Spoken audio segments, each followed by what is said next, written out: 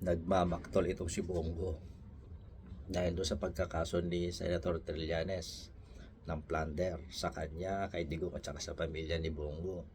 Abay, sinasabi ni Bongo na dapat daw ang kasuhan ay yung mga korap. Eh, sabi naman kanina sa interview ko kay Senator Trillanes, tama lang daw yung ginawa niya na pagkakaso kasi naniniwala si Trillanes base sa mga dokumento at ebidensya na si Bongo ay korap. So ano pinagmamaktol ni Bongo? Tama lang pala yung ginawa ni Senator Trillanes. Linya buhay ng inchik na to, dami-dami drama no. Eh kung hindi ka guilty, harapin mo yung kaso. Sinasabi ni Bongo, kakasuhan daw niya yung mga pamilya niya. Eh bakit mo sinasabi, bakit di mo gawin? Di ba? Mali naman yun eh. Diba?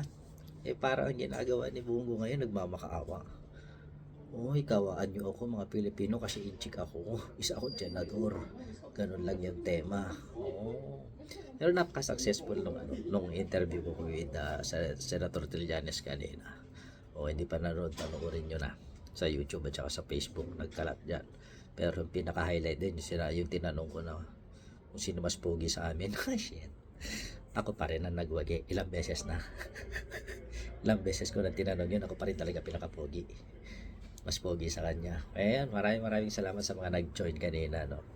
Lalo na yung mga nagpa-stars kanina sa Facebook.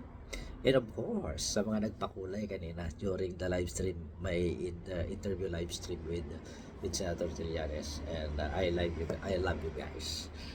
Ha? Lalo yung sinasabi na pogi talaga ako. Maraming salamat. God bless and see you next live. Bongo. Pakulong ka na habang maaga pa.